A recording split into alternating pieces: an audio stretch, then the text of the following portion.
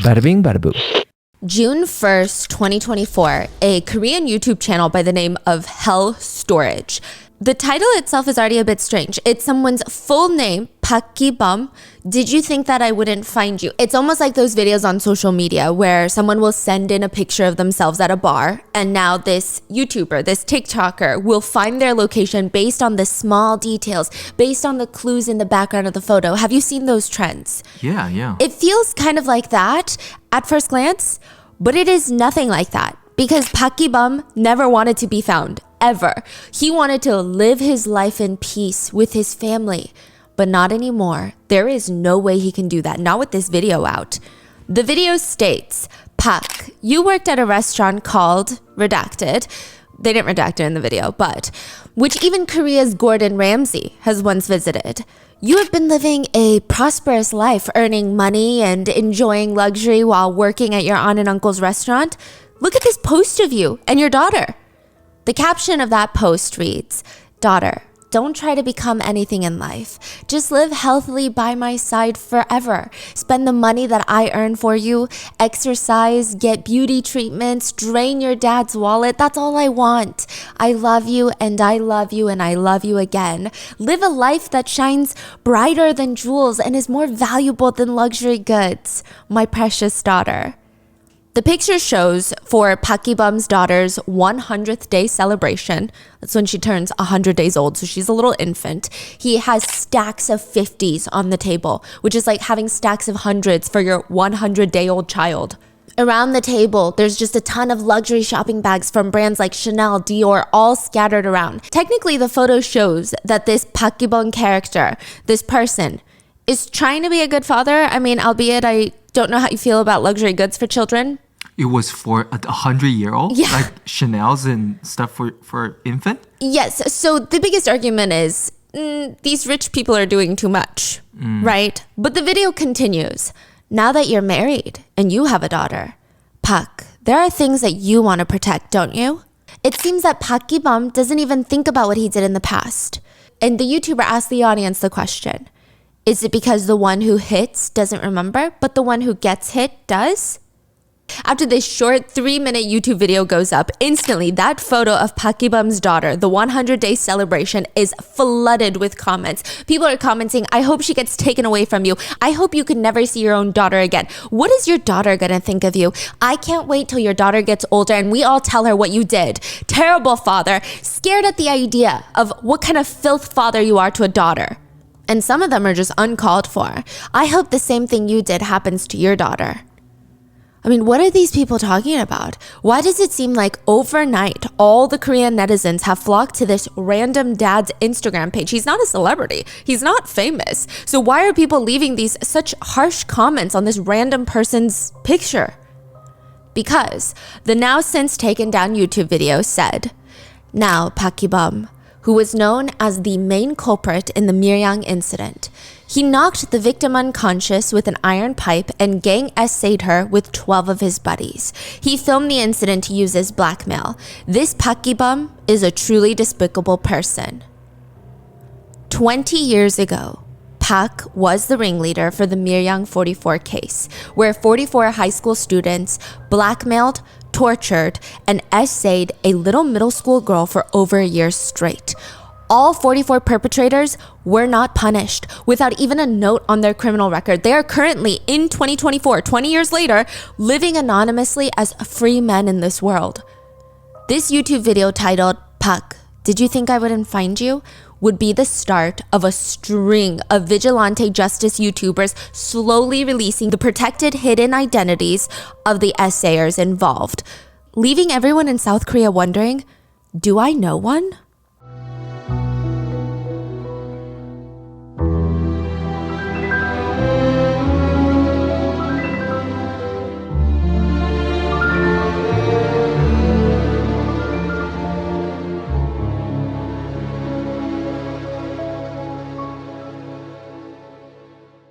We would like to thank today's sponsors who have made it possible for Rotten Mango to support the Korea Violence Relief Center. They have assisted and supported SA violence survivors through various methods, including providing over 87,000 one-on-one counseling sessions, fighting for revisions of laws, and running educational programs.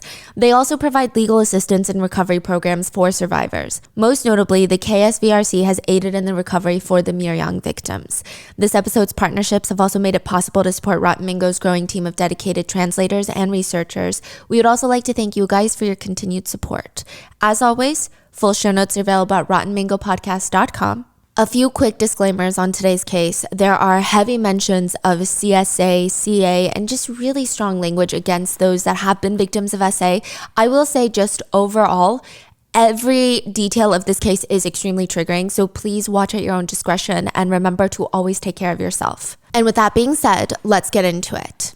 All everyone in Korea could talk about, and this is recent, the first video was uploaded June 1st, 2024. All everyone in Korea has been talking about the past, 2 months, is this Miryang 44 case. It seemed like the whole country had been collectively angry for the past 20 years, and all of that hatred and emotion is coming to this new bubbling point with this information coming out. Perpetrators' names being released.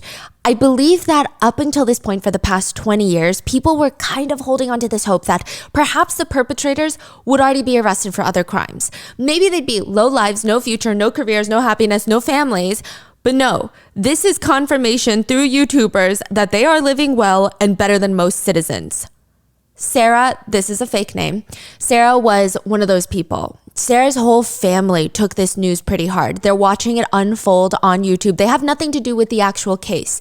But Sarah's youngest sibling was a victim of sexual harassment, and the perpetrator got off with no punishment. The whole family, they just have this bad taste in their mouths. We know Sarah's story because she posts it to an online forum like Reddit in South Korea. She writes, "But my fiance's whole reaction to the thing has been very strange."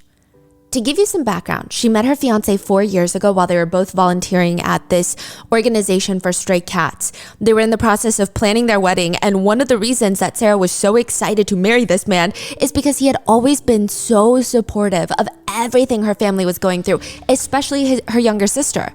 But when this Miryang 44 news breaks, he's kind of agitated by the whole thing, almost condescendingly poking fun and dogging on her family, stating, "Oh, your parents are keeping up with the newest updates because they're retired, they have nothing better to do, they have no lives, they need to get a hobby. And your youngest sister, who was also a victim of a separate crime, if she had kids and she moved on with her life, she wouldn't be so fixated on some internet drama." Wow. Sarah writes on the online post, "At first I questioned why he would say such things, but as his criticism intensified, I was shocked. I said, are you defending them because you're from the same hometown? I mean, maybe you have a lot of pride of being from that area and not wanting that town to appear badly on a national, perhaps even international scale? Is that what it is?" That's what she accuses him of, and he freaks out. He throws the soda that he was drinking and just shows her a side of him that she had never seen in 4 years. That's what she says. He tried to punch and kick her that night. Whoa. Sarah said she was pissed. She started screaming at him, "Oh yeah, you want to hit me? Go ahead, hit me." Her fiance ran out in anger, and Sarah was so flabbergasted, honestly, just no words. She calls her sister, tells her sister what's going on, and her sister thought, "It is strange. He's from the same hometown and he's the same age. His reaction is odd. What if, I don't know. It's weird." And Miryang's not even a big city. It's not like New York City. There were at one point like 100,000 residents. It's a small town. The two sisters decide to confront him the next day, and Sarah's fiance admits, fine. He wasn't one of the 44 that essayed the victim, but he was part of the larger group that knew about it, and he had seen videos of the essays. He begs Sarah, "But I'm not that type of person. You know me better than anyone. Please, come on. You know my family. We're all Christians." Sarah said she broke off the engagement and moved in with her sister. The whole weekend, he and his parents have been blowing up her phone trying to get her to change her mind, and she's disgusted. She's writing this because, judging by his reaction, he wants the whole world to know that he has no remorse. And these perpetrators that are being outed, they likely don't care either. They have no shame, they have no remorse, no guilt. They're just pissed. She says perpetrators never change their minds or truly repent. Sure, He may have not been one of the 44 that R-worded 14-year-old Hannah, also a fake name, but he's still a monster without remorse. 14-year-old Hannah was just discharged from the hospital. This is back in 2004. She still had bruises that were in the process of healing, scars all over the lower half of her body, and this whole laundry list of pills that she was supposed to take every single day. She's not feeling good. She needs rest. She's deep in sleep when she hears this rustling next to her, shuffling. She's groggy. She opens up her eyes, and there is this middle-aged woman kneeling next to her, waiting for her to wake up. When Hannah makes eye contact with this woman starts sobbing. She has never seen this woman in her life. Who the hell is this woman? It's not her mom. It's not her aunt. She doesn't know this person. Hannah calls for her dad. Nobody comes in. This middle-aged woman is on her knees just crying, inching closer and closer. Hannah, don't you feel sorry for your oppa? Oppa means big brother in Korean, but it can be applied to anybody, so it doesn't have to be a relative. It could be applied to somebody who is a few months older or a few years older than you at the same school. Don't you feel bad for your oppa? Even just that statement, your oppa, you're symbolizing a very close relationship. For being in detention, look, sign this petition to get him out sooner, and Hannah, I'll let you marry him. We can arrange for it when he gets out. Hannah didn't know what to say because sitting in front of Hannah is the mother of a high school boy, the mother of one of Hannah's 44 R-worders. She's offering Hannah the quote chance to marry her R-worder. That is crazy request. A few months prior to that, Hannah was sitting in front of the police officer, watching him flick off another piece of ash from his cigarette onto the ashtray. The whole room practically felt thick with the smoke. 5 packs of cigarettes in 8 hours. The smell, the smoke, the nauseating questions, it was a lot for Hannah. By the way, this is all from Hannah's recent interviews that she did, where she is still anonymous. She said she had to put up with this for 8 to 10 hours per day for the past 8 days of nonstop questioning. She's 14. Tell me again how it all happened exactly. Start from the top one more time. It started a year ago when she was 13. Hannah was about to slam the phone down. She's at home on the phone, and she's about to turn it off when a voice on the other line is like, wait. She was trying to call a friend of hers, but she misdialed the phone number by just one number. And this random guy picks up, and he sounds about her age. He has a very young voice. Wait. And they try to make small talk and telling her, your voice is pretty, and he's a high schooler from Miryang, which is about an hour away. He sounds very normal. Honestly, nothing special or a standout. But he asks her to hop onto the online chat room that he's in so that they can talk more and just hang out. It's not even a one-on-one online chat room. It's a big group chat where a bunch of random high schoolers from all these different towns gather together and they just hang out. They just talk about their day. They talk about what's going on in their town. It's nothing spectacular. So for 6 months, on and off, Hannah would just hop on, talk to this boy, and he's an 18-year-old named Pak. Pak Gibang. Real name. Yes. Now, the guys keep encouraging Hannah to come meet up at Miryang, or at least meet them once, right?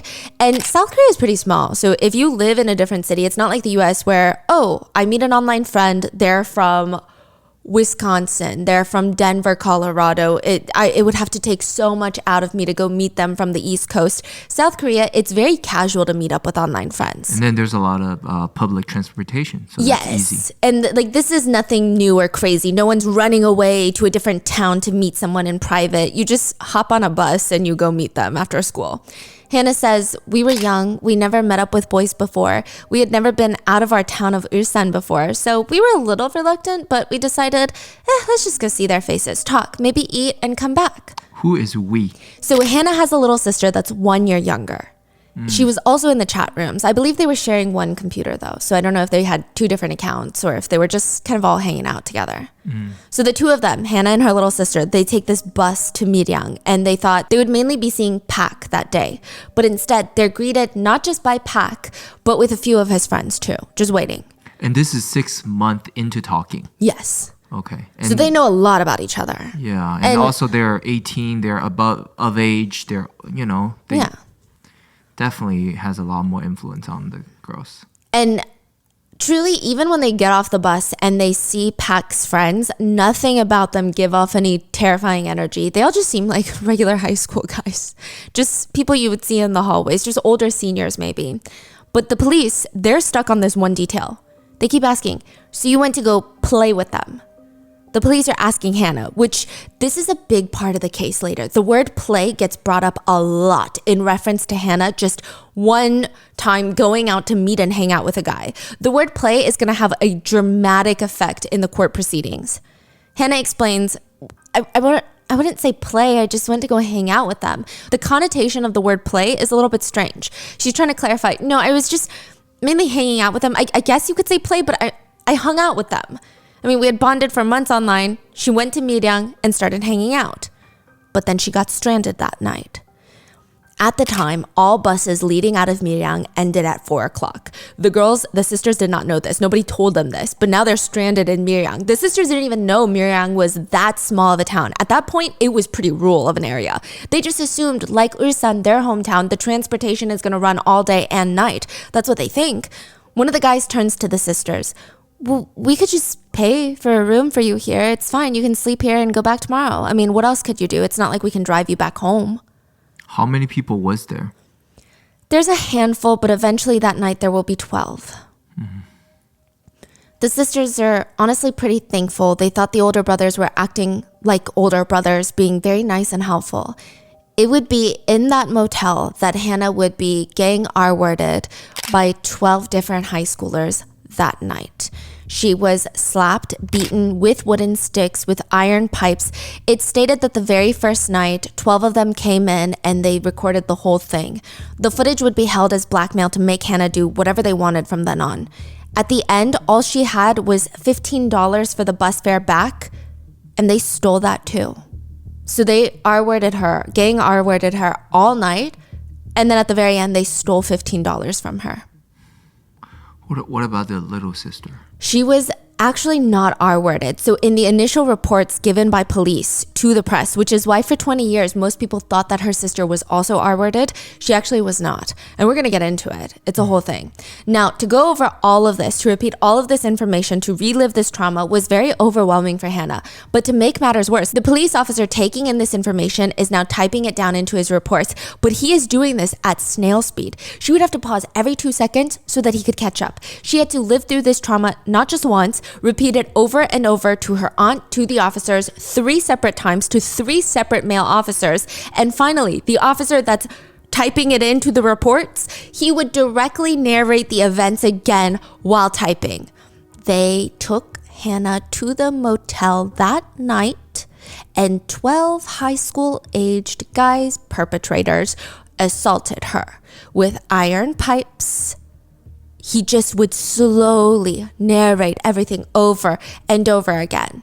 Now, and this is shared by Hannah. Yes. Hannah was expressing how traumatizing that whole experience was. I believe this part was shared by her sister. They were interviewed together, but her sister was also in the room when Hannah was giving her statements. And that was also a big misconception that practically everyone had about this case, was the fact that Hannah's sister and cousin were also essayed by the perpetrators, that the perpetrators had forced Hannah to bring her sister and cousin to be victims as well, right? The reason that everyone, including myself, believed this was because the police told the media this. Initially, that's what they said, that all 3 girls were essayed, but it has since been disproven. Hannah's sister was beaten and robbed and never essayed, and the cousin was actually on the perpetrator's side. She was dating a perpetrator. What? So Hannah's little sister was with Hannah the whole time, and she's testifying and giving her statement as a witness to these events now.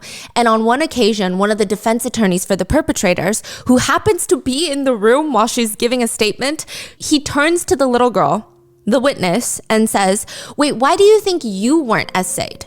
Is it because you're fat?" That's to the little sister? Yes.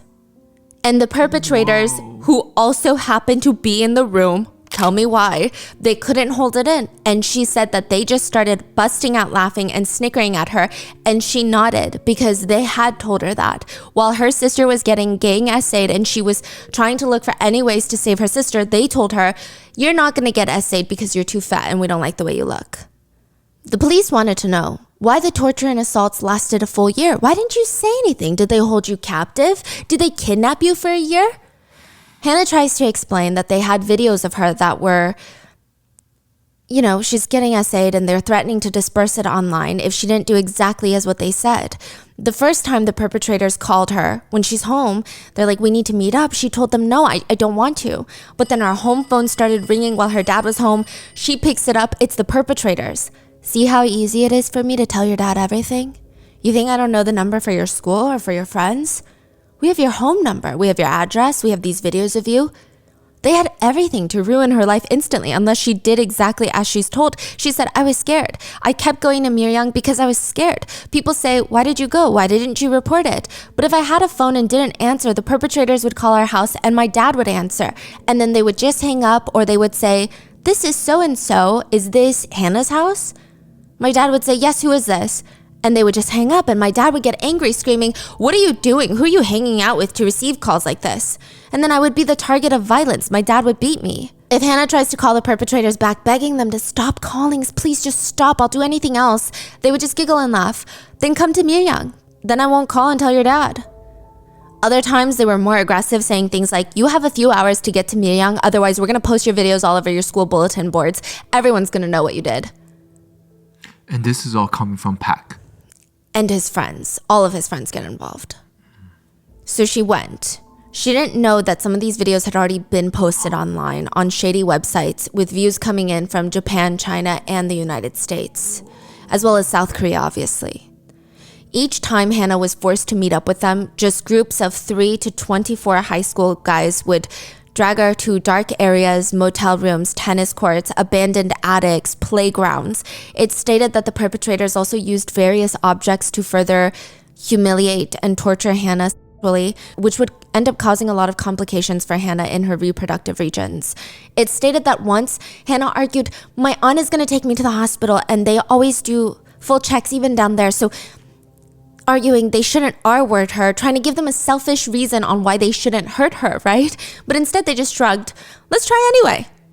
They would push her forcibly onto the ground, essay her. They would hold up an iron pipe threatening to hit her with it. And if she tried to fight back, they would hit her. They would threaten her to take off all her clothes. Sometimes a few guys would hold her down, her arms and legs, while their buddies take turns essaying her. Other times she's punched repeatedly in the face. Other times she had brutal assaults at tennis courts where afterwards she would get up and start running away and they would scream after her, you look like a little flea trying to buzz away.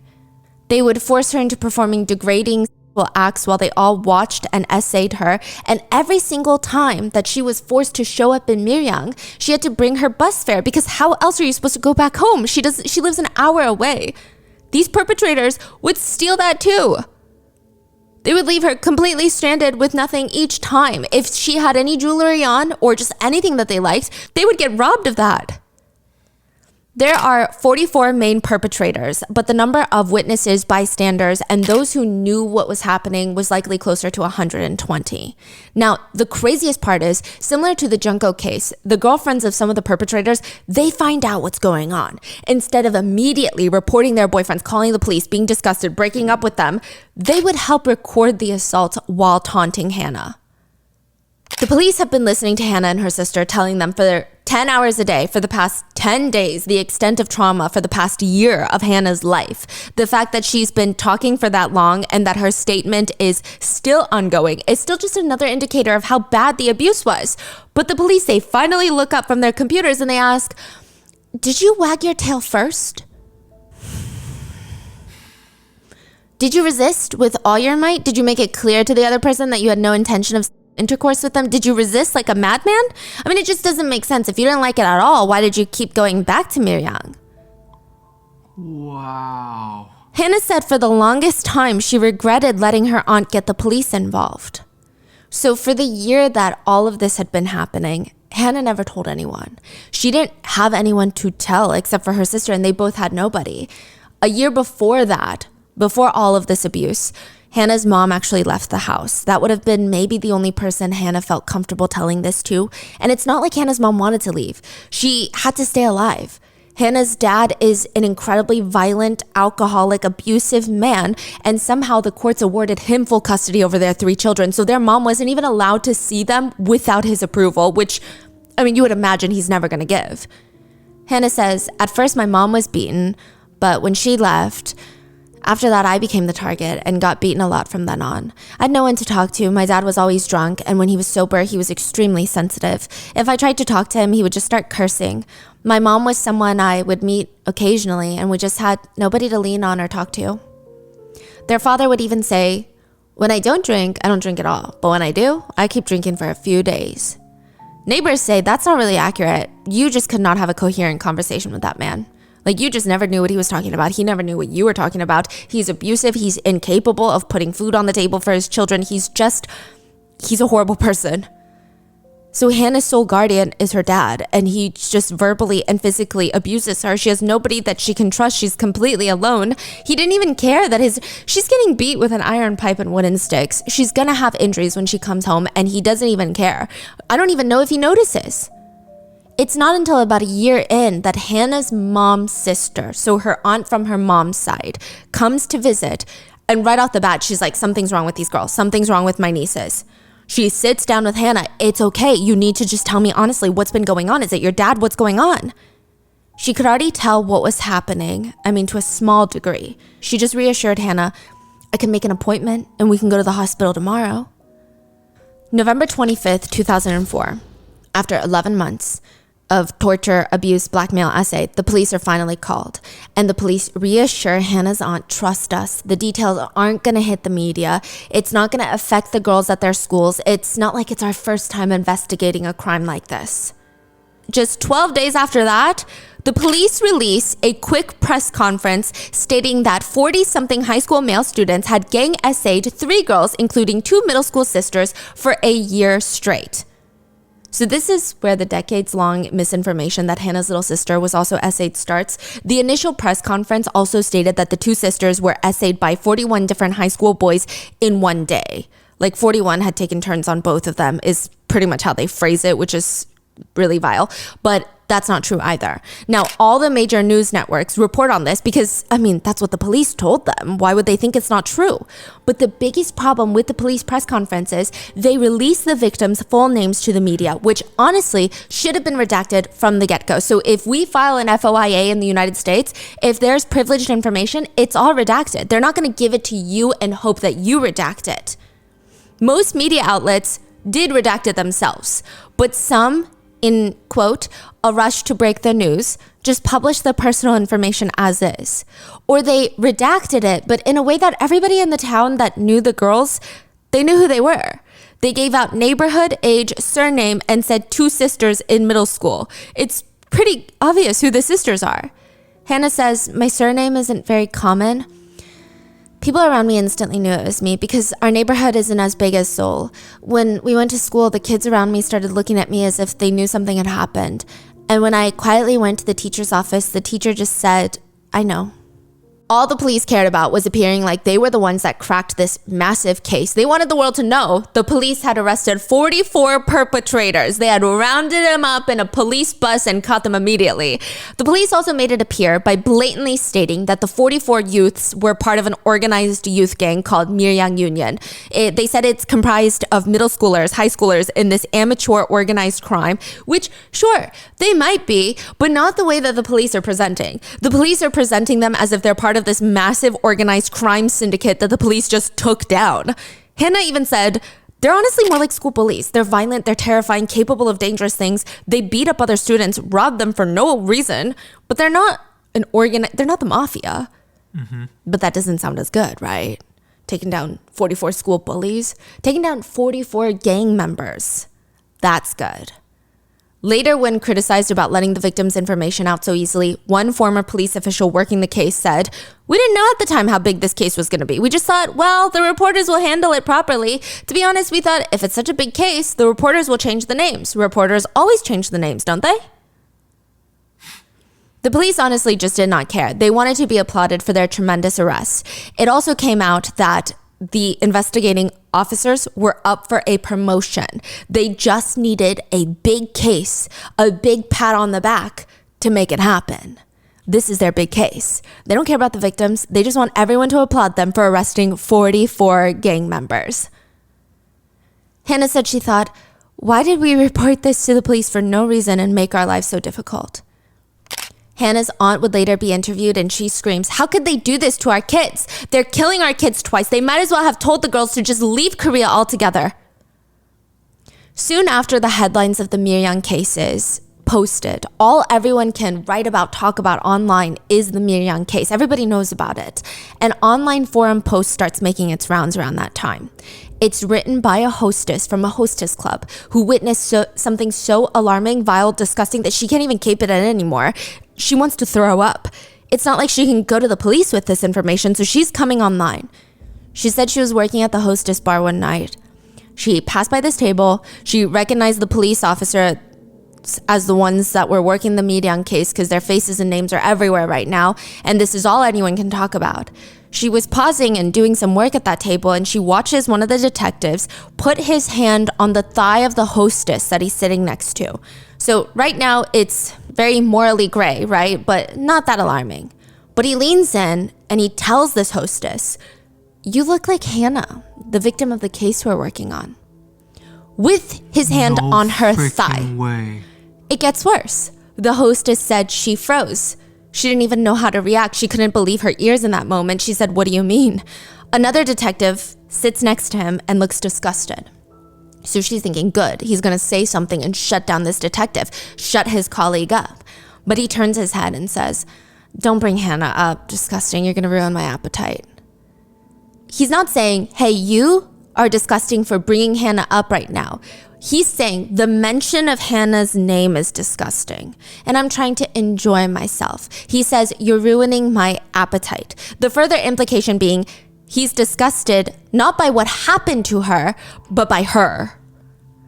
This is crazy. The further implication being, he's disgusted that a little 14-year-old girl had been essayed by 44 different people. Yeah. Yeah. And then the first one was sexualizing the victim, basically. the victim. Yes. Yeah. A 14-year-old girl that has been like, this is crazy. Yeah. So she posts this, and this has been proven to be true. These detectives were eventually replaced by another investigative team, but really nothing gets better. Even when Hannah is forced to come to the police station to give yet another statement where the police just blow cigarette smoke into her face for hours at a time, forcing her to repeat the same traumatizing statements and then asking her if she wagged her tail first.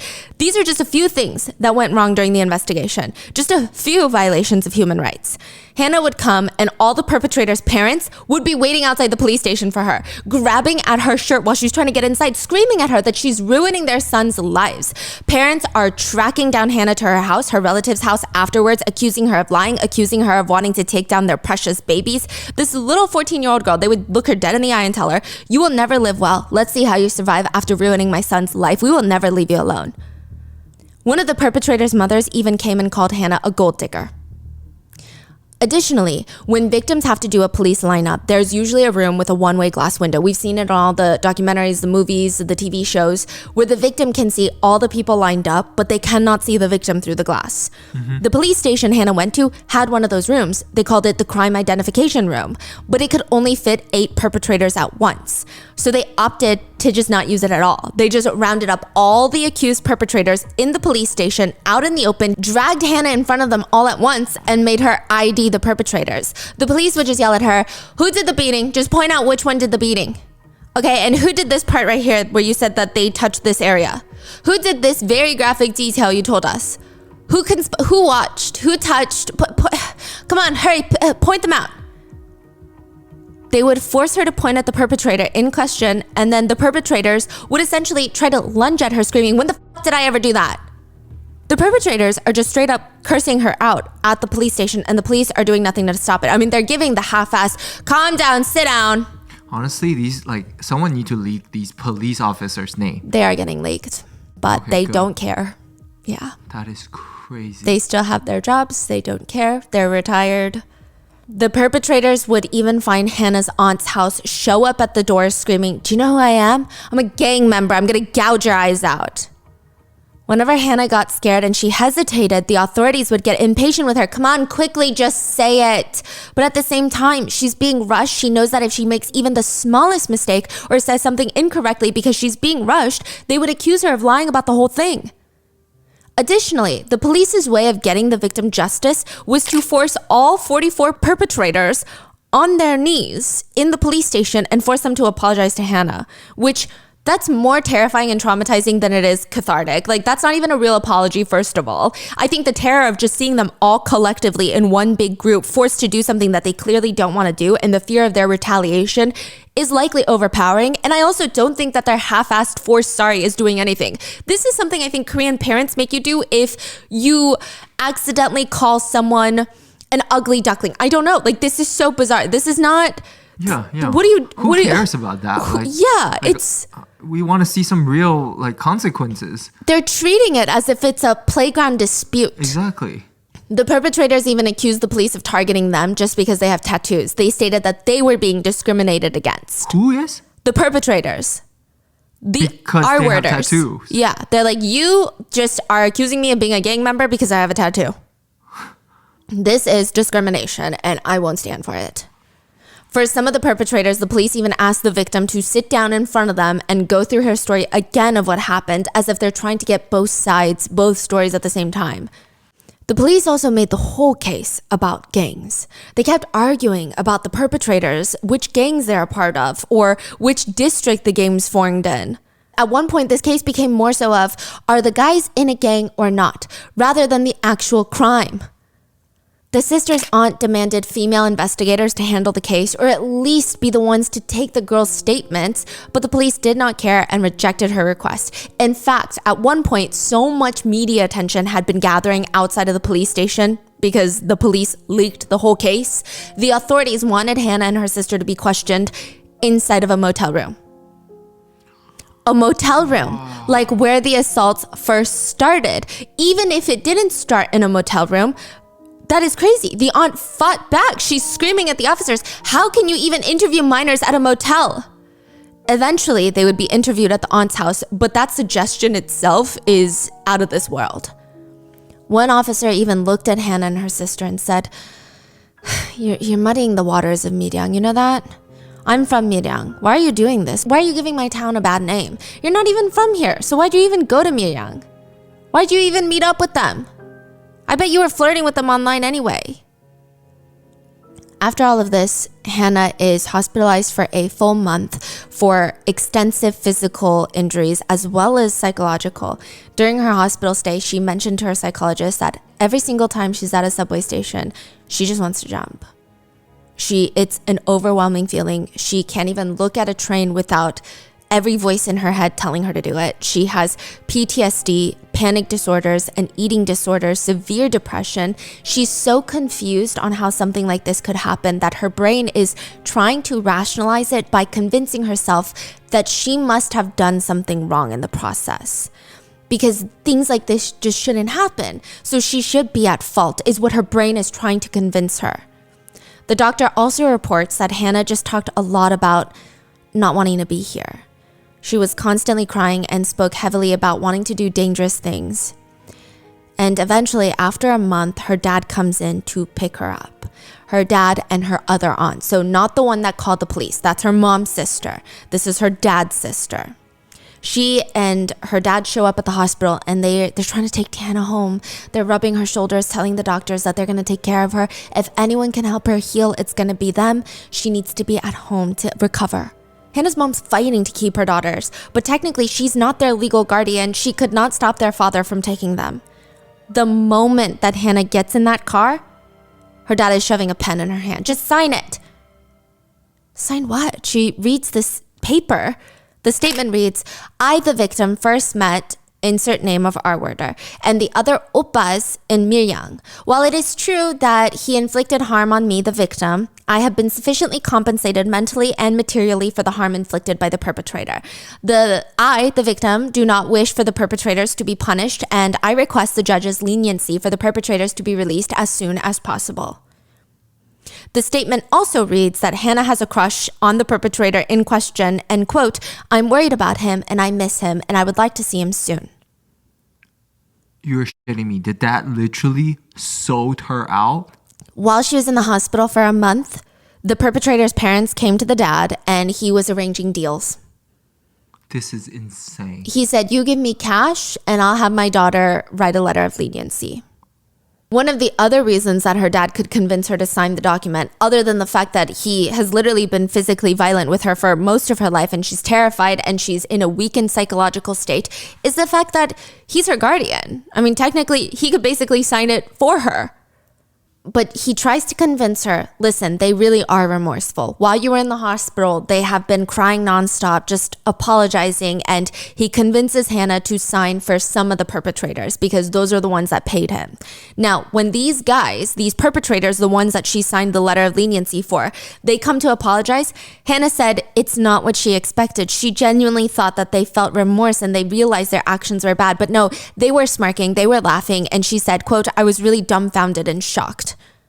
Even after all of this, her dad forced her to go see one of the perpetrators at the detention center. She had no idea where she was being taken. The adults just told her to get in the car and that's it. Yeah. So the dad just kind of kidnapped her. Yes. To see one of the guys. Yes. For what reasons? So that she could write another letter, and his attorney was there and they were dictating what letter to write. So she just was forced to write whatever they were barking at her. Oh my. And I think they wanted the proof that she went to go visit him. Now, 44 of them were, I don't want to say taken to trial because it's not necessarily a trial, but 44 of them were arrested for the Miryang case. And the way that the whole justice system plays out with the 44 is out of this world. First of all, there were like 3 presiding judges that were handling this case. One of the judges had this age-old argument, which is, well, you can't thread a moving needle.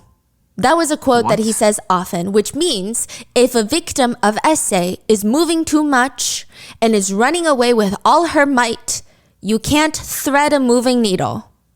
Like you cannot get essayed. Yeah, if you're moving and fighting back. So the judge is saying that it's her fault. Like she wanted this to happen. Yes, like it's not essay because you can't thread a moving needle. There's no such thing as essay then. This is a judge. Yeah. Now, in the investigative reports that were handed over to the judge to read, a lot of the times when referring to the victim and her story, you read phrases like, she came to play. The victims were playing with the accused while playing. Now, the word play sounds really, in English, sounds like something that you would only apply to children, right? You know, while the children were playing, ABC happened. But in Korean, it's a bit complicated. So let's say I'm going to hang out with my friends. I would say, 엄마, like, 애들이랑 놀고 올게, which means I'm going to go play with the kids. It's like, that's the direct translation, but it basically means I'm going to go hang out with my friends. But you almost say it in an innocent way because the word play in this connotation of like, 엄마, I'm going to go play with my friends is almost like, we're just literally going to giggle gaggle around. It's not like I'm going to go to the movies, I'm going on a trip. It's like, we're just going to like mess around. We're just going to hang out, right? But play can also be used very negatively when it's referring to other children or in situations of like, you might have fuck boys being like, 놀자, which is like, come on, let's play. Right? So it can be used in different connotations. Yeah. Also, there is something called 노는 애들, which is a very bad word. It's not a curse word, but it's what parents will say about other people's children, which means kids who only play. And in that connotation, the word play is not just like kids who like their friends too much. It's kids who are drunk at PC bangs, smoking cigarettes, that are basically gangsters. So there's a lot of different connotations you use, but the only time it's really positive is honestly when it's between mom and children or like dad and children. Like 애들이랑 놀고 올게, 놀다 올게, like I'm gonna go play and hang out and I'll be back. But when you use it for other people, it can be considered a negative connotation. Yeah.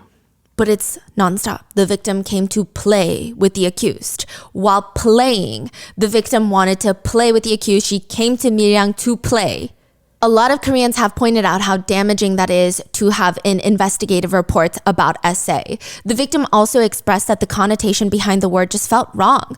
She said it felt like they're implying some sort of hidden meaning behind it. for example, the victim told authorities, the perpetrators filmed a video and threatened me over the phone saying if I didn't come down to Miryang right now, they'll upload the video online. In the court documents, it reads, the victim came to play in Miryang. In addition to the weird meaning of play here, the omitting of the circumstances and fear of the situation is so bizarre. The documents also include the words sexual intercourse frequently when it should be essay. And just everything. The victim is really only brought up in the context of the crime. There's no mention of how this is going to impact her future or what her life is going to be like now that she's become a victim of a prolonged, violent, traumatic crime. But in reference to the perpetrators, they are often spoken about with their futures connected in the same sentence, such as the perpetrators are about to enter college. The perpetrator is about to get a job. The perpetrator is doing A, B, and C for their future. The perpetrator's futures are heavily weighed and the victim just went to play. Like, that's what it feels like. Initially, the police sent 44 perpetrators to the prosecution for charges of gang essay, assault, and threats, which would be categorized in South Korea as essay with special conditions, which is threat and assault. But 34 of the 44 were not prosecuted. The prosecutors get it, and they're like, let's throw out 34 of these cases. Why? Okay, so 20 of those 34 were released because either their parents had paid Hannah's dad blood money or they were found to not have used force to essay Hannah, meaning they essayed Hannah, but they weren't holding an iron pipe. They essayed Hannah, but they didn't beat her.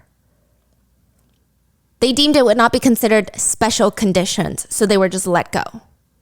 That part is crazy. Well, I mean, it's already crazy that they were let go for no special conditions, but also the part is even more frustrating. Yeah, maybe they themselves weren't holding a pipe forcibly beating Hannah, but their best friend was in the room holding a pipe, or their best friend was right outside the room holding a pipe. The implication being, it doesn't matter if Hannah says no, if she tries to fight back hard enough, she's gonna get hit with the pipe.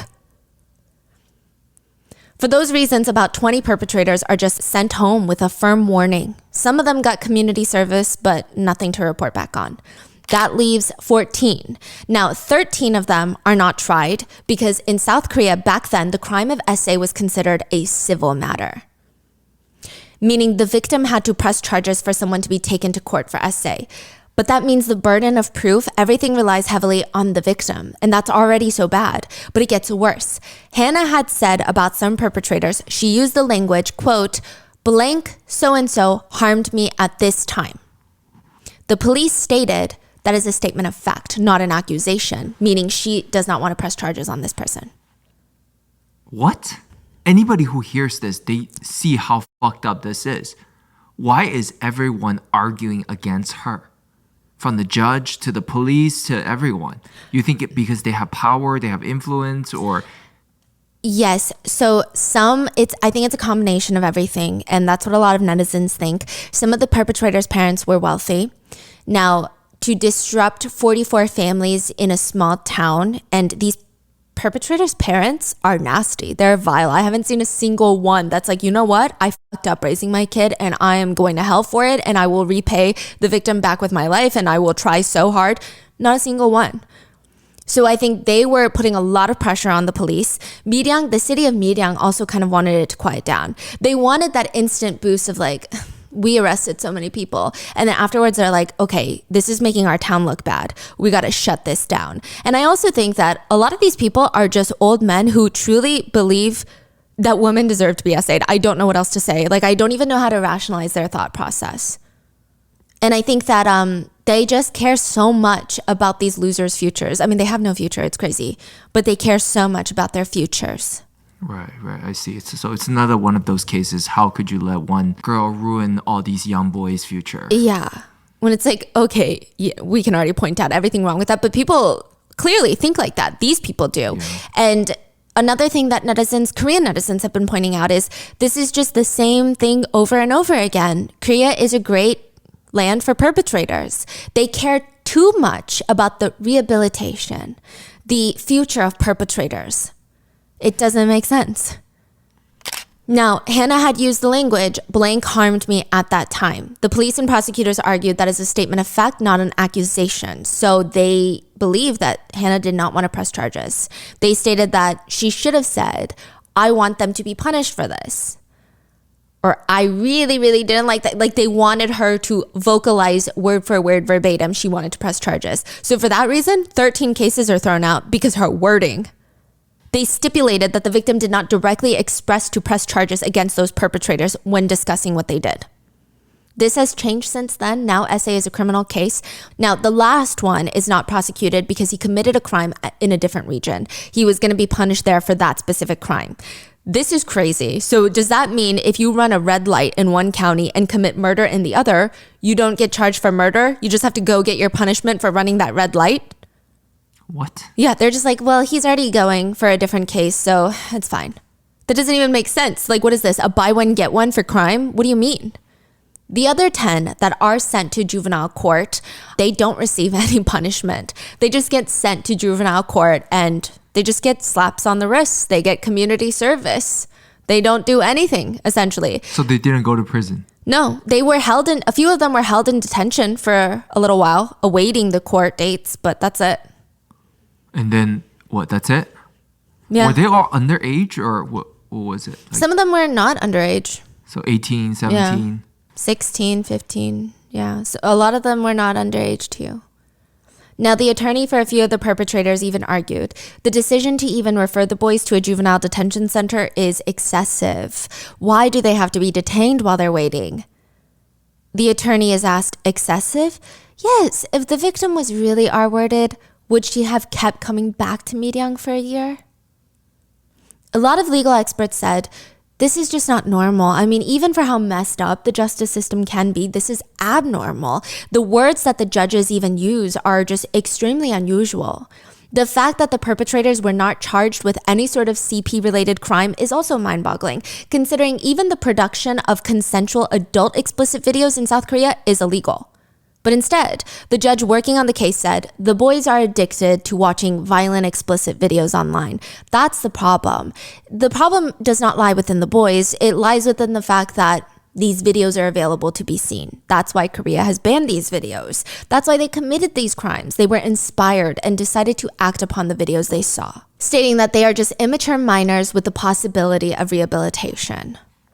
Additionally, on the court documents, the judge stated that they were going to be lenient on the perpetrators considering that they have futures to consider and the victim has since recovered from the shock and is doing well and living a peaceful life at school. Interestingly, the judge does not state where they learned this information. There is no source for such statements because the victim is not doing well. Anyone who knows the victim would agree they are not doing well. Who said that? Where did the judge get that information? Did the judge just make it up out of thin air?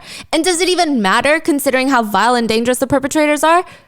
There was a question of, truly, who claimed the victim was doing well? There would have been no one, not the counseling centers that assisted the victim, not the medical staff, not the doctors, not the mother. Nobody would have said the victim is doing well, not a single person. Hannah even testified in court against the perpetrators briefly. She was made to state what she already stated to the police and dozens of times to different investigators. And it would be very clear in that moment that she is not okay. She is not doing well. But the judges used this to let all 44 boys go with no punishment.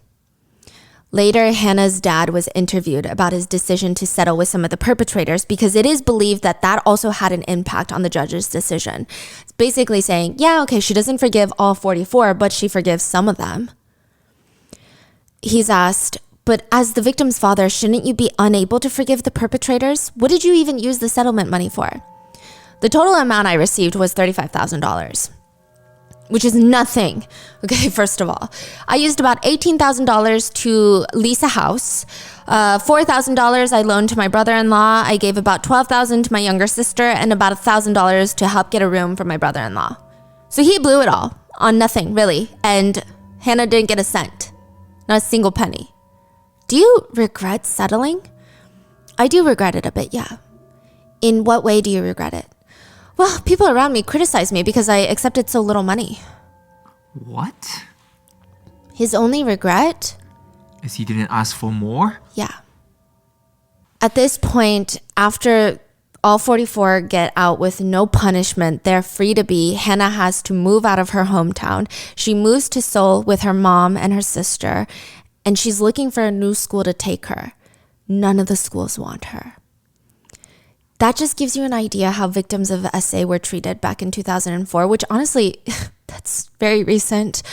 Nobody wanted her. They just didn't want that attention. Schools are very different from the United States. In South Korea, a school's reputation is very important. It's almost like a private school. Every public school kind of behaves like a private school. They don't want problematic news. They don't want any attention surrounding their school that is not about their academic forwardness. Yeah. And so nobody was accepting her, to the point where she had an activist attorney who was taking on the case pro bono. He had to go into schools and fight them. He'd be like, are you crazy? Like, this girl needs teachers. What are you doing? Hannah said, I used to be class president at my school, which in Korea, you have to be like at the top of your class in terms of grades to be class president. It's not just the popular vote. She said, I used to be class president at school, and even afterwards, I just really wanted to work really hard, but it didn't end up working out. She finally gets transferred into a new school in Seoul, but because one of the perpetrators' mom shows up at this new school, chasing her around the hallways of this school, shoving a paper in her face, trying to get her to sign another leniency paper. So this is, I guess, before the perpetrators got off with no punishment. Hannah was so scared she ran directly to the bathroom, locked herself in the stall, and the mom was just following her, banging on the door, demanding she sign this letter. And from that point forward, everybody knew who she was. Hannah said she couldn't focus in school. I mean, after that, in less than a week, she stopped going to school and she dropped out. One of Hannah's teachers wrote on an online forum later, we had a new transfer student in the middle school that I worked for. The transfer student was the Miryang case victim. I heard the victim's mother crying in the administrator's rooms about how she has no education, no money, and she just needs her daughter to be okay. I felt so sorry for the child when I heard her mother cry. She had to settle with the perpetrators in shame because they needed money, and even though it must have been even more humiliating and painful. I taught her for a little bit of the semester, and I talked to her. There were conversations I saw online, nasty rumors that she had seduced the boys first, and I can assure you, she did not. I never even got to see her smile once. She just always had this very dark look on her face, and her mother was constantly shaking and sobbing every time I saw her. If watching her makes me this angry, how must they feel? It just really hurts my heart. Those who essay minors should never be forgiven. Hannah and her family were able to sue the police department and the government for violation of her human rights. The trial for that lasted 4 years, further traumatizing the victims. They were ultimately awarded $40,000 in the end, which is nothing. But it would be the first ever time the courts would recognize a violation of human rights by public authority against an SA victim. So I guess the silver lining is it really did open the door for more people to hold authority to a standard. But can you say that one more time? It was the first what? It was the first time ever the courts recognized a violation of human rights by public authority. So by the government, by police officials. This is the first time they say, oh, police can fuck up too. Yes. Like the first time they admit fault. And can violate human rights against an SA victim. So they paid the family $40,000. And I would say the only silver lining to that really is that it did open the door, they say. A lot of legal professionals said it was a landmark case in terms of at least opening the door to that, because it's the first time is always the hardest time. But still, it's just crazy. Yeah, it's ridiculous. Now, in 2014, a movie titled 한공주 is released in South Korea. Now, interestingly enough, it's an independent film with a very low budget, no famous directors, no famous actors involved, without much marketing, and the movie manages to screen in over 200 theaters nationwide, which is a big deal. It went on to become one of the most successful independent films, which is very difficult. The film itself has a very tragic ending, but everyone walks out of that theater in 2014 almost comforting themselves. It was based on this case? And they're comforting themselves. Well, I'm sure in the real life case, she's doing okay, right? And we haven't heard any news that she passed, right? There would be news if she passed in real life. So I'm sure she's fine. Yeah. Initially, everyone went to this movie to get closure on this case that had the whole nation angry for the past decade and riled up. But in the end, the closure was depressing. The movie's end is just depressing. So everyone would post online, I'm sure the real victim is healed and is moving on, right? That's all we can hope for and pray for. That's not what was happening. Hannah says she has not lived a day without medication because it is impossible. She and her sister were unable to graduate high school. They have been through psychiatric treatment since 2004. For the past 20 years, they cannot stop medicating. Hannah says she feels, quote, I still feel like my life has stopped in 2004. Hannah used to be class president, but now she has been diagnosed with an intellectual disability in 2019 from the excessive trauma. The diagnosis is considered, quote, severe disability levels. She hasn't been able to hold down a job. She really only is able to get part-time jobs doing manual labor here and there. Unlike Hannah, though, the perpetrators are living well. People who know the perpetrators personally would post online and there would be another rounds. Like randomly, there would be rounds online of people saying, I saw the perpetrators. I'm from Miryang. I know these perpetrators. One post said that they're still hanging out from time to time in Miryang. They all gather in their hometown. Now, obviously, not all 44 of them, but there's still of them that are still friends. They hang out and they talk about what happened to Hannah as if it's a memory, as if it's like wild fraternity hazing days. Like, remember when we were kids and we were wild back then? Oh, now we're not as wild because we got families. Then, June 2nd, 2024, Hannah's younger brother is spending time with his older sister. So they do have a younger brother, but he was living with their dad at one point. And he mentions, hesitantly, YouTube is in chaos right now. Why? YouTube? YouTube is in chaos right now. Why? Personal information of the perpetrators is being disclosed, including their faces. They're being exposed.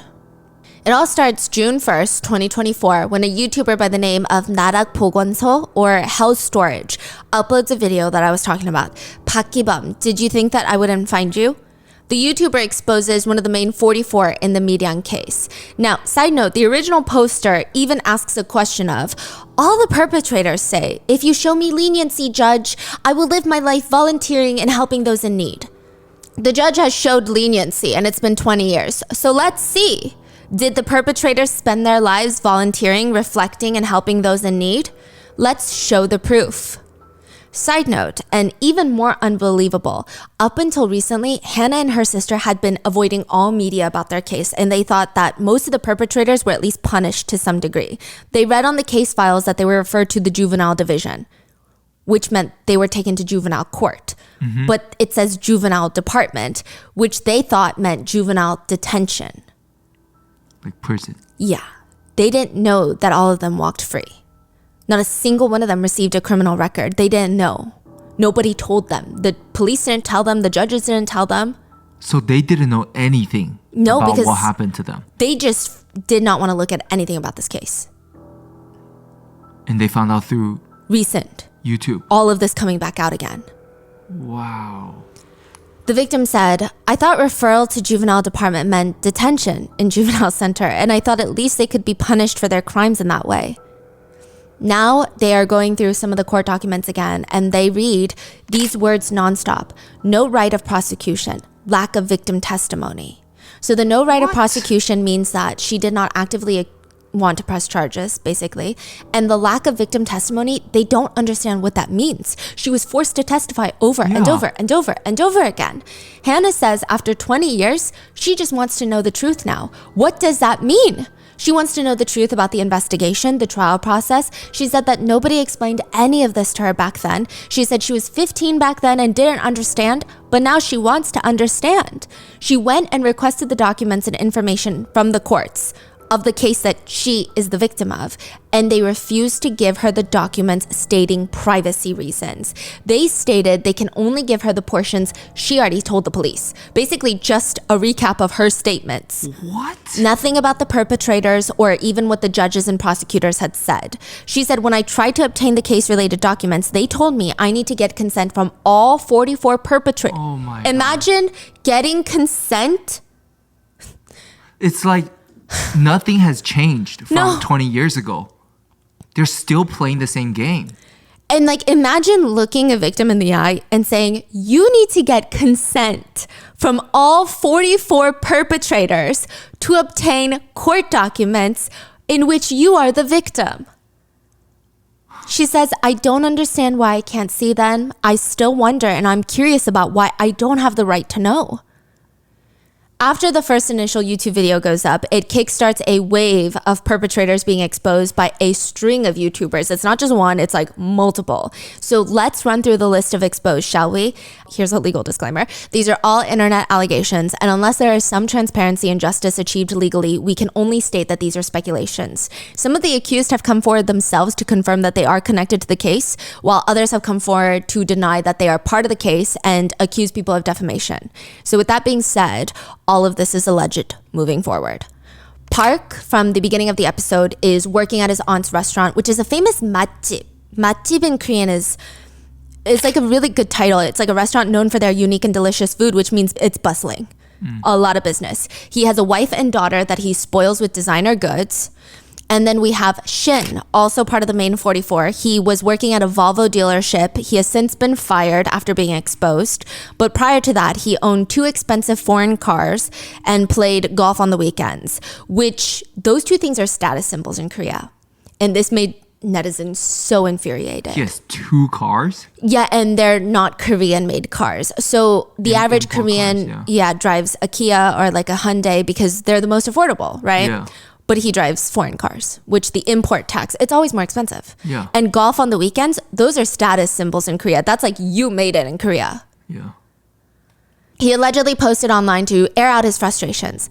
I received hundreds of calls and unknown people contacting my company to protest, which led to me having to leave the company. I'm overwhelmed with emotions I don't understand, and I don't know where to start or what to do. The people around me are suffering too much because of me, and the important thing is, I did not commit SA. I'm only thinking about whether this incident being brought to light again has hurt the victim's feelings more. He's basically saying, guys, bringing this up, you're only hurting the victim. But he didn't deny. Or he kind of denied. Yeah. And he's like, all I can think about is, are we just harming the victim even more by bringing this up again? It doesn't even make sense, whatever he's saying. For 3 days, I haven't even been able to swallow even a sip of water, and I feel like I'm having cardiac arrest every day. If the victim agrees, I'm willing to undergo a reinvestigation. This seems to be a growing trend that whenever people are exposed in Korea of doing bad things, they want you to know that they have not eaten.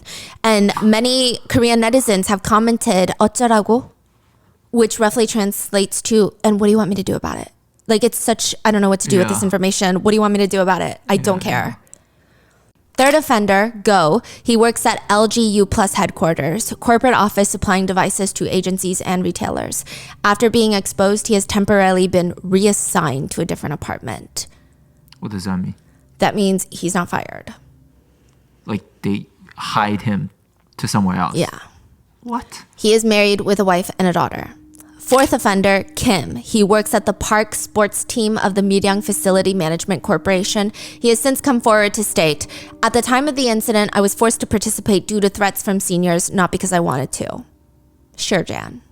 He continues, I reached a settlement with the victim, but I will definitely sue those parties involved for the witch hunt and defamation. Don't harass someone who's trying to live earnestly. He also misspells defamation. Fifth offender is Joe. It's said that he is currently wanted by authorities for a separate crime. Prior to that, though, he really liked to post quotes on social media that read, no mercy is needed for those who aren't human. Life is one mountain after another. The video states, the 39 who haven't been revealed yet should live with an uneasy heart, atoning for their actions as they're carrying a ticking time bomb that could go off at any moment. Oh, this is one of the YouTubers who's exposing these people. They're saying you guys better watch out. Because we're coming for you. Next, we have police officer Song, one of the team leaders investigating the Miryang case. He received brief disciplinary action for violating human rights for this case, but he continued to live his life as a police inspector until his retirement in 2016. Then he went on to serve as the president of a local kickboxing association, ran a gym. He taught kickboxing to, quote, juvenile delinquents to help them on the right path, even providing scholarships. The YouTuber argued, had investigator Song investigated properly and the victim had been properly protected, there would be no need for me to disclose the perpetrator's personal information on YouTube like this now, 20 years later. It said the police officer that scolded Hannah for muddying Miryang's waters is Officer Kim Tae-hyun. He only received 1 month of disciplinary suspension for being like, you're ruining our good town's name. So this is a separate one from Song. Yeah. And he only got 1 month, so he still had his job. Oh, yeah. And today he's doing what? he's either still an officer or retired. Or a lot of these people have gone into private practice. So they work for companies or like a security agency. Officer Cho Won-kwon, he was the sergeant at the time. He was one of the two at the hostess bar that made fun of the victims. Oh my God. Yeah, it's unclear what he's doing now, but he only received a light disciplinary action of a pay cut for the hostess bar incident. Detective Jung was also there at the hostess bar encounter. Allegedly, he was also overheard getting drunk with colleagues talking about how they're all going to get promoted soon because of this huge Miryang case. Then we have Hyo, a perpetrator who now runs a chicken restaurant in Miryang. He allegedly told the victim's family things like, "Let's see how well you live after reporting this. You better watch your back." Perpetrator Shin, who apparently just has a dirty look on his face all the time. He had beaten up kids all throughout high school. It is unknown what he is up to now. Perpetrator Lee was a fighter in high school. Unknown what he is up to now.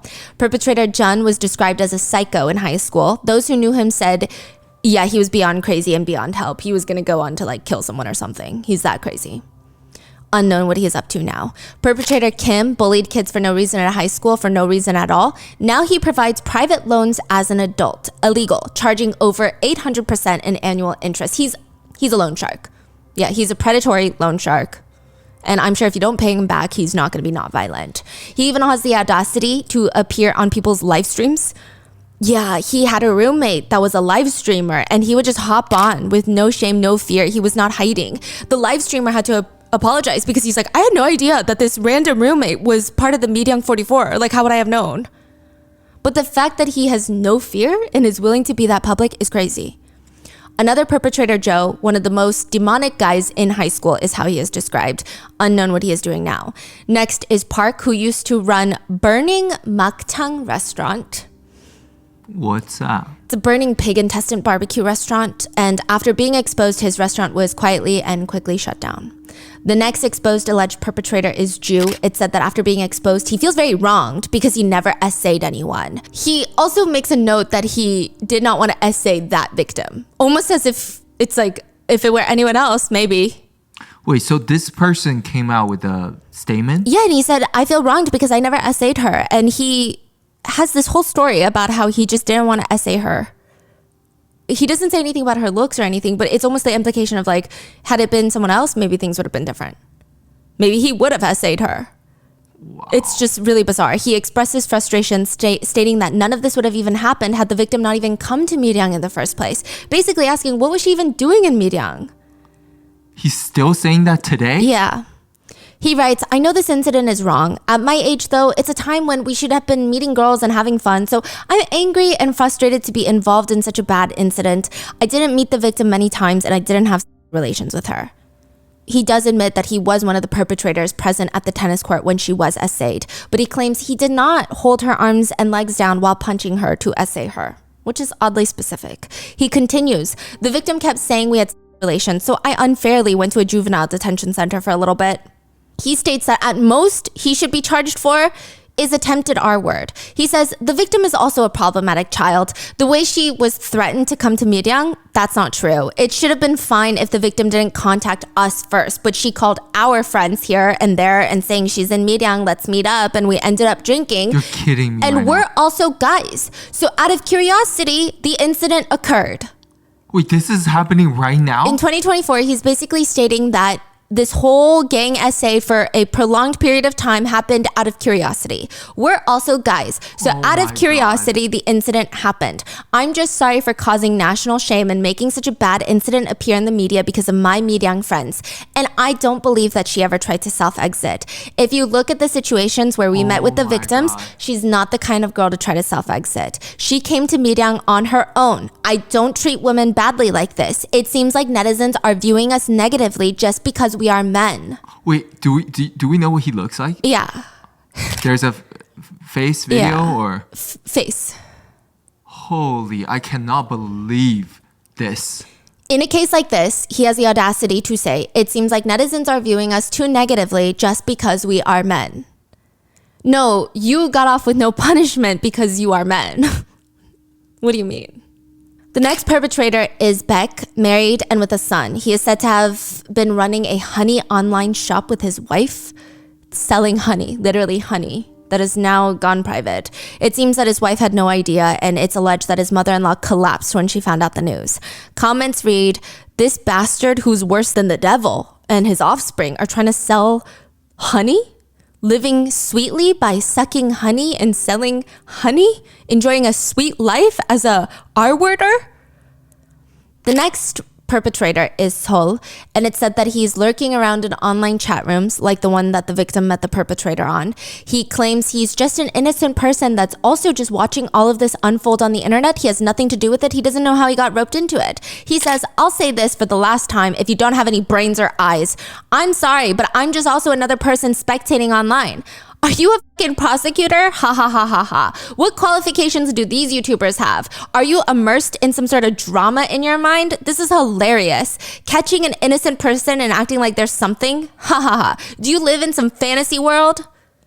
I mean, that like response is like a confession. Yeah, these people are like straight out of Villain movies. yeah, villain K-drama, like those creepy K-dramas. Like, this is not real. Yeah. Perpetrator M, he works as a salesperson at BMW. He has since posted a statement that reads along the lines of, "I'm wronged. You've ruined my family's daily lives. I'll take legal action against baseless rumors and malicious comments." He posted a criminal investigation records check reply to show that he has no criminal record. But that's the whole point that people are outraged over, that none of them have a criminal record, but he's using it to be like, "See, nothing's on my record. You got the wrong guy." So everyone's like, what? That doesn't even make sense. He says, "When I go home and see my 2 daughters running and crying to me saying, 'Dad, I just keep crying,' I resent myself for causing such great pain to my family because of this. Every time my family, friends, seniors, and juniors have all been a great support to me, and even the police officer in charge of checking my criminal investigation records patted me on the back and told me to stay strong. I thank these people for their encouragements. I was able to gather my thoughts and write this statement. For the return of normalcy for me and my family, I will take legal action against baseless rumors and malicious comments, also hoping no more innocent victims like me will occur. I will donate any fines exceeding the attorney's fees to the Korea Violence Relief Center." Im has since been fired from his position at BMW. Another perpetrator named Joe has stated that he is not involved in the case. He states he's accused of being one of the perpetrators that settled with the victim. His argument is, quote, "I've never reached an agreement. Any SA crimes are subject to complaint under the SA Violence Punishment Act. So I would be punished even if I reached an agreement with the victim." Again, the reason that people are mad at this case to begin with is that nobody is punished regardless of anything, regardless of agreement or not. So what kind of argument even is that? Also, that specific revision to the SA Violence Punishment Act didn't even come into effect until 2013, which is after the crime. So again, are they just hoping that netizens are dumb? Because netizens are not dumb. Now, side note, I do want to mention, I do think it is dangerous. I think most people in Korea are very conflicted about what's going on YouTube right now. To a degree, it's like, yes, this is the only way to get some sort of justice because these people feel like they're untouchable. They can do whatever they want. And now they're being outed by these vigilante justice YouTubers, right? So it's sowing some level of fear, I hope, to some perpetrators. But the whole point is they shouldn't be doing this anyway because the justice system should have handled it. Yeah, right? Yeah. That's the feeling. But the secondary feeling is it is dangerous because you just don't know if you get the wrong person. What happens then, right? Now, I will say the above statements of these people saying that you got the wrong guy, I think the statement itself shows that they don't got the wrong guy. Because I imagine if you are accused of a crime that you really have no relation to, you would try to show proof of like, wait, guys, I don't know these people involved. Here's evidence that I was actually attending this school at that time. And then you would try to bring up, like, maybe get statements from friends of like, no, trust me, like this person doesn't. But these reactions of like, I am wronged. You say there were like 44 of them. And then there's like 100 people who's somewhat involved. For a small town like Miryang, like these people are probably all publicly known for the whole town. Like everybody probably can pinpoint who's who. Like they're all from the same area. So that's another point that a lot of netizens have pointed out is that there have been some mistakes of people being associated with perpetrators. Like, oh, this is a girlfriend of the perpetrator. And then she would just get dogpiled on. And then turns out she's not dating a perpetrator. right? So those incidents have happened and it's really dangerous and so bad. I do not condone that, right? But with these main perpetrators that have been exposed so far, a lot of netizens are saying that these people's identities weren't necessarily hidden. Like everyone in Miryang that went to that school knew what was going on, like knew these names, knew they were involved. And had they really pinpointed a wrong person, they would have come forward to help exonerate their name. So that's their argument. I don't know. Let me know in the comments what you think. But going down, there is another perpetrator, Joe, who was exposed to have changed his name and gotten facial plastic surgery.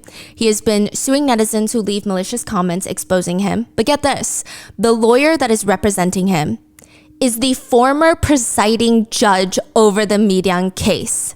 Judge Hwang Jin-hyo, retired as a judge, has gone into private practice where he is now representing accused criminals, and he is now helping one of the Miryang accused perpetrators to sue for defamation. Wow. Allegedly. But you say this guy had plastic surgery, name change. Yeah. That says a lot. So also another thing that's allegedly happening is that behind the scenes, a lot of the perpetrators are going to YouTubers and saying, hey, if you don't out me, I'll give you a list of 10 names of perpetrators. Oh. Like they're all trying to out each other first. Oh, wow. And another side note, Joe and another perpetrator, they're suing people for defamation together, right? Now their friendship went south because Joe would just take all the money. I think he made like $100,000 in defamation lawsuits. What? Wait. The perpetrators are Two perpetrators are suing YouTubers? Yeah, YouTubers and netizens, because you can actually sue like netizen comments in Korea. So they're taking all these people to court. Oh, you also have to explain how defamation law works in Korea. Yes. Okay. So here's the thing with defamation in the United States and South Korea. And we've had problems with this because we've had Korean perpetrators be like, we're going to sue you for defamation. And I said, okay, yeah, the laws are different in the US. Come meet me in the US. So basically, in the United States, defamation is someone would have to knowingly post false information about a public figure, or if they're not a public figure, it would just have to be false information about somebody, right? Let's say journalist is writing about a senator who has been embezzling funds. That senator can sue the journalist for defamation. In the United States, all the journalist has to do is show proof that the senator has been doing this. The senator has to show proof that they had not been doing this. They have the burden of proof. They have to show that this is a lie.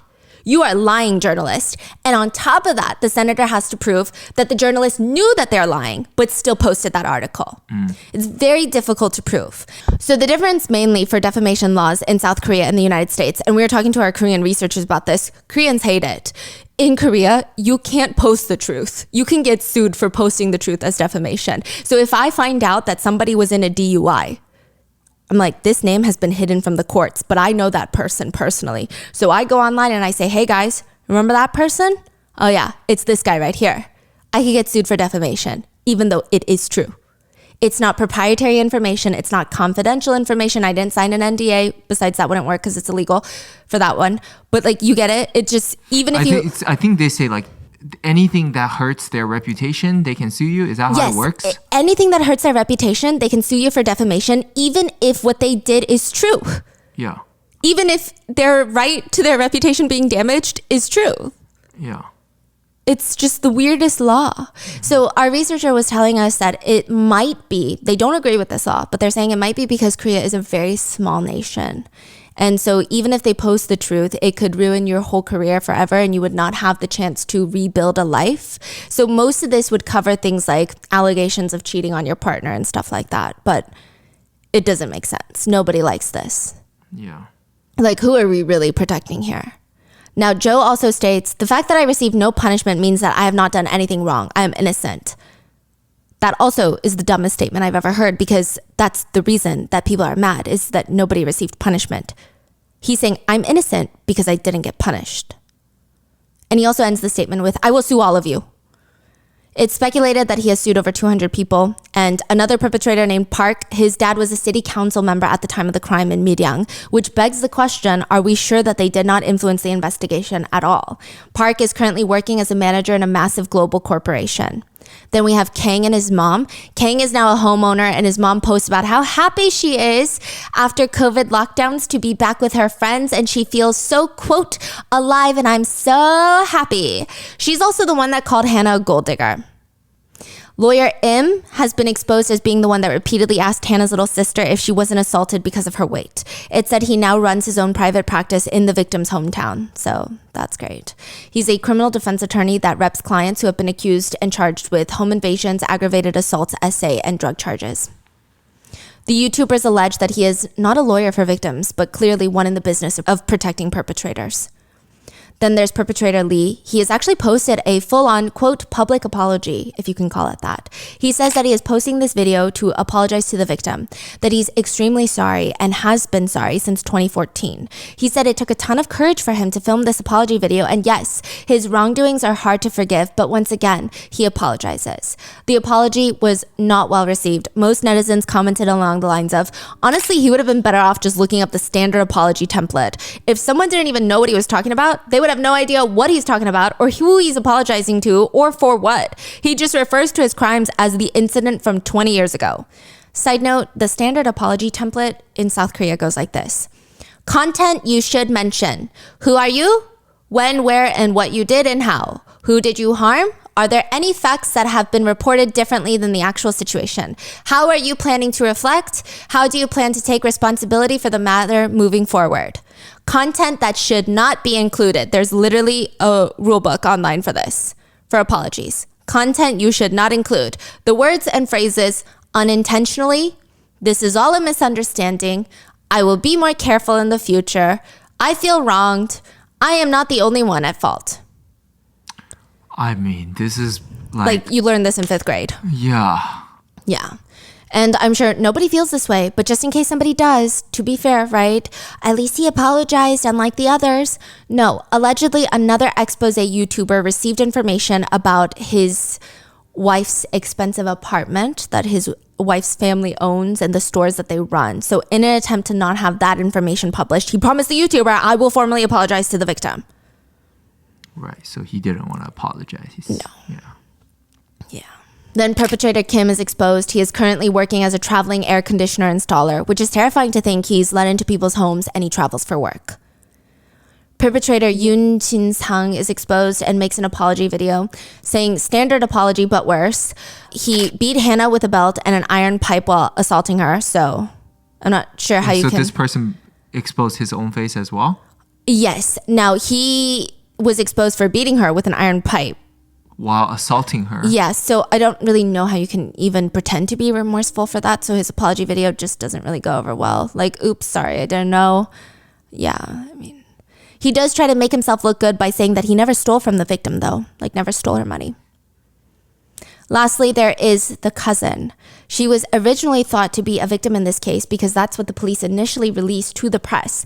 However, it is being cleared up that she was never a victim. She was actually part of the perpetrators. She dated one of the perpetrators and completely turned a blind eye to her own cousin Hannah being tortured and essayed for a year.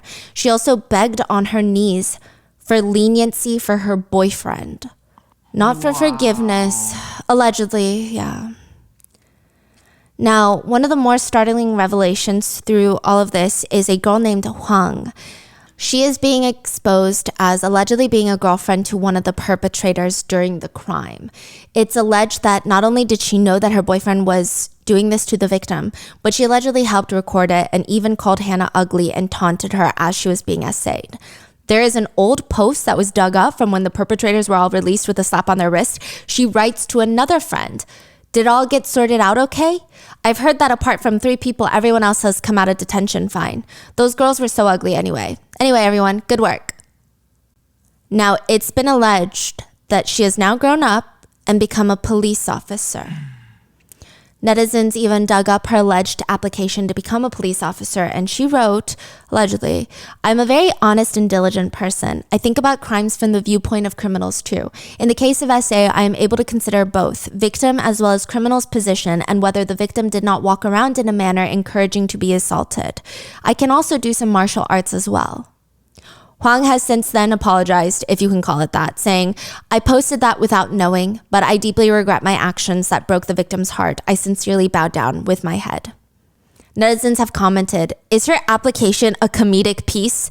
They are not police. They are gangsters. She's friends with offenders, for crying out loud. What kind of person like this becomes a cop? That's why we have crazy crimes in this nation." She's apologizing. Last time I checked, she's still Facebook friends with offenders. Hwang is so very sorry that she has now waged a lawsuit against the netizens that have exposed her.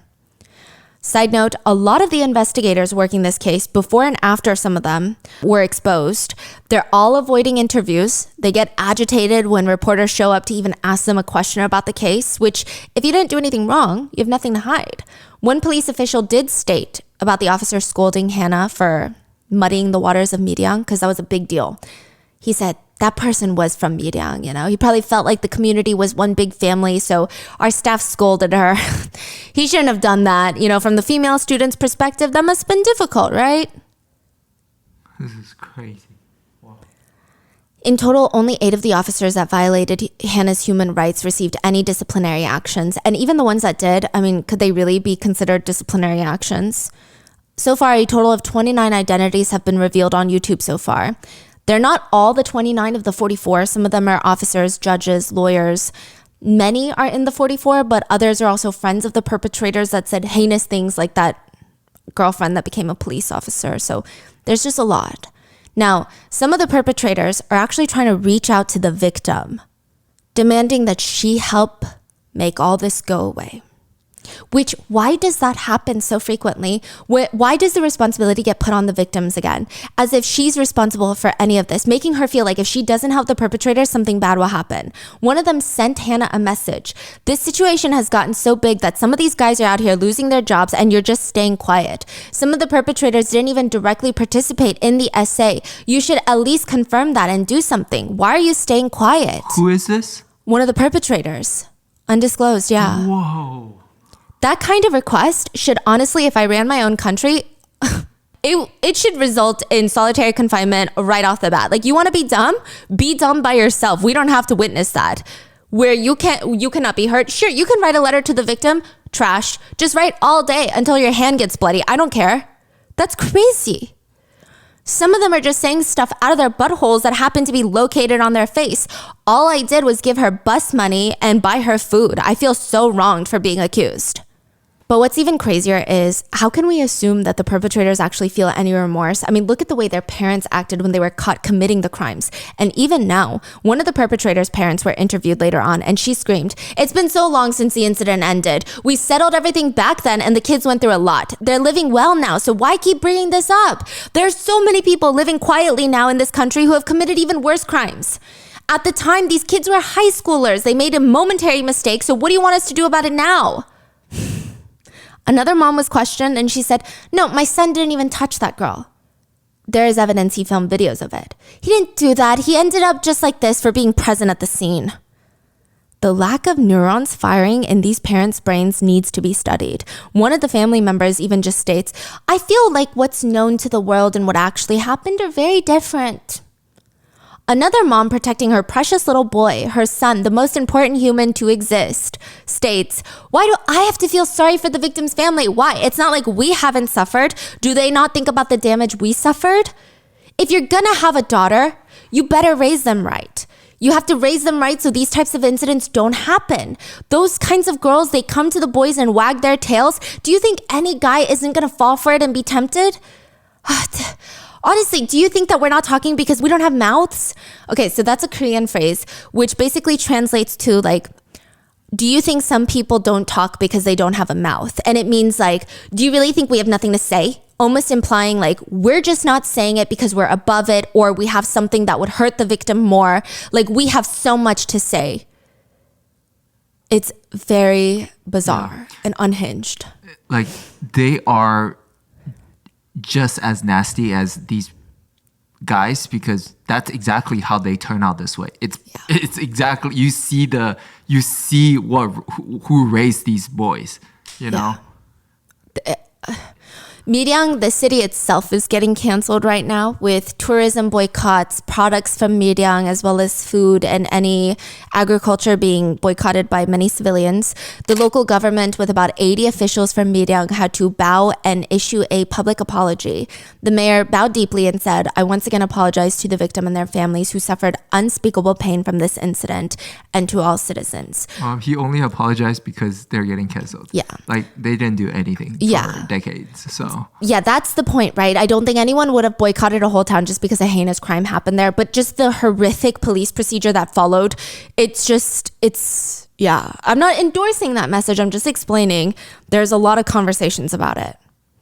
And a lot of conversations of, she was essayed in playgrounds, tennis courts, motels. I mean, this is a small town we're talking about.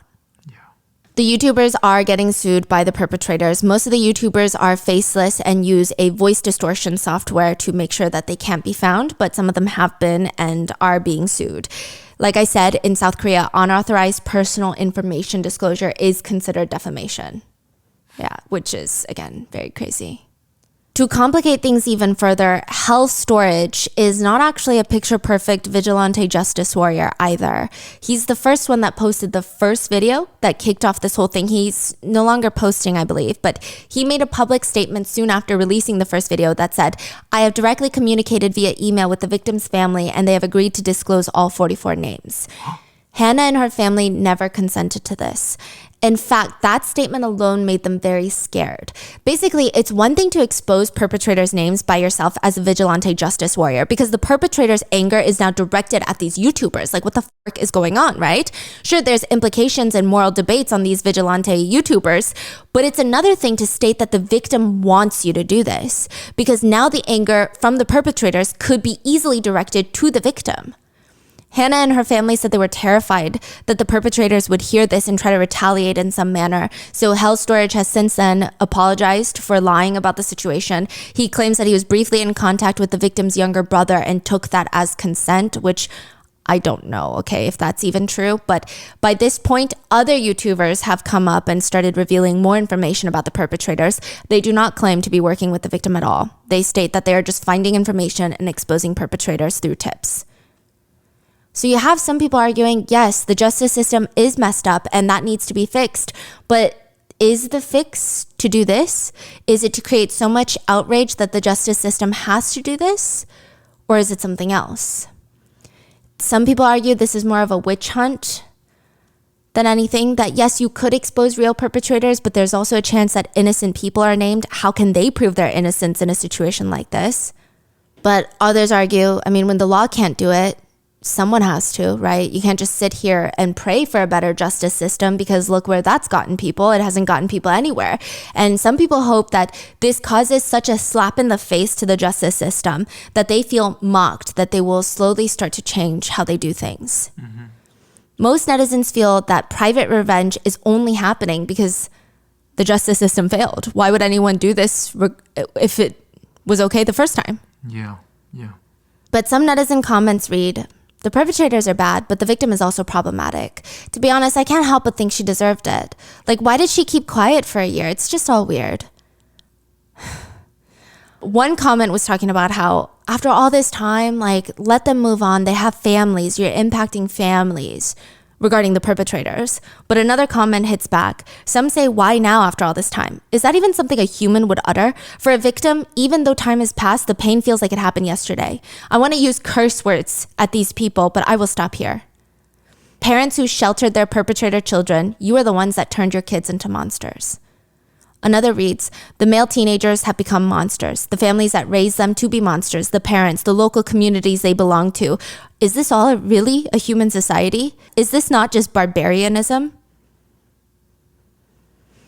With the newfound attention to the case, the victims have been doing more interviews with the press, completely anonymous, faces blurred, voices altered with fake names.